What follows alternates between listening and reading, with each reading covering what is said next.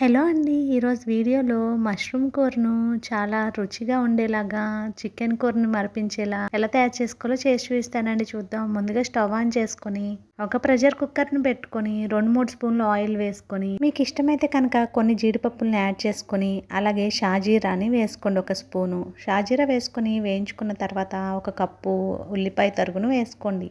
అంటే 2 పెద్ద ఉల్లిపాయలను ముక్కలుగా కట్ చేసుకొని వేసుకోండి. అలాగే 2 పచ్చిమిరపకాయలను కూడా ముక్కలుగా కట్ చేసుకొని వేసుకోండి. తర్వాత 3 మీడియం సైజ్ టమాటోలను ముక్కలుగా కట్ చేసుకొని యాడ్ చేసుకోండి. ఆ తర్వాత ఒక స్పూన్ పసుపు వేసుకొని మొత్తం బాగా మిక్స్ అయ్యేలాగా కలుపుకోండి. ఇక్కడ నేను చెప్పే కొలతలన్నీ 200 గ్రాముల మష్రూమ్స్ని నేను ముందుగానే శుభ్రంగా కడుక్కొని ఇలా కొన్ని ముక్కలుగా కట్ చేసుకున్నాను. కొన్ని రౌండ్గా అలాగే వేసేసాను.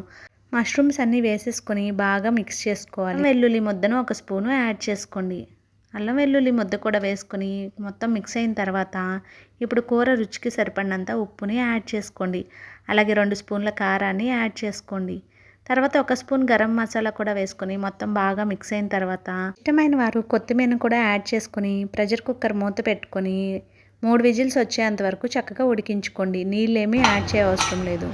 3 విజిల్స్ వచ్చిన తర్వాత స్టవ్ ఆఫ్ చేసేసుకొని ప్రెషర్ అంతా రిలీజ్ అయ్యే వరకు అలాగే ఉంచి ప్రెషర్ కుక్కర్ మూత ఓపెన్ చేసుకుంటే చక్కగా ఉడికిపోతుంది కూర.